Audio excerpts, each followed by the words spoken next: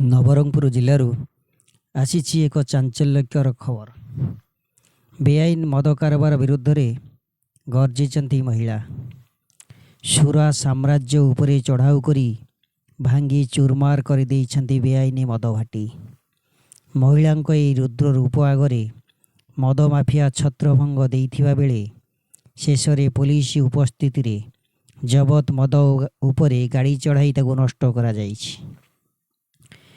ଆପଣମାନେ ଦେଖୁଛନ୍ତି Odisha public voice Paradip. ଦେଖନ୍ତୁ ଏହି ବିଶେଷ ରିପୋର୍ଟ। ପୁରା ଘଟଣାଟି ହେଉଛି ନବରଙ୍ଗପୁର ଜିଲ୍ଲା ଛୋଟାହାଣ୍ଡି ଗ୍ରାମର।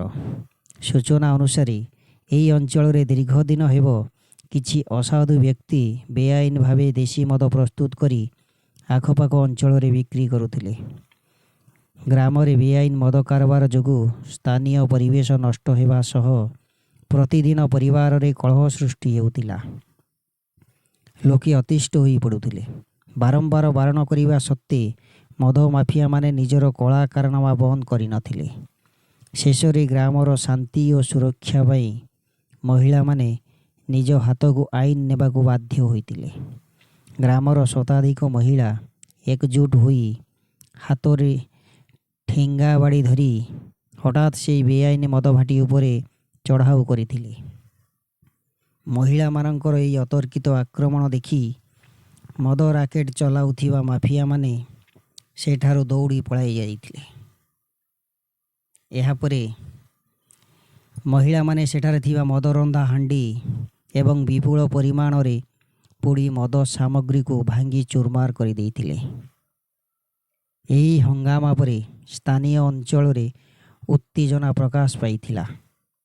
ଖବର ପାଇ ସ୍ଥାନୀୟ ପୁଲିସ ପ୍ରଶାସନ ତୁରନ୍ତ ଘଟଣାସ୍ଥଳରେ ପହଞ୍ଚିଥିଲେ।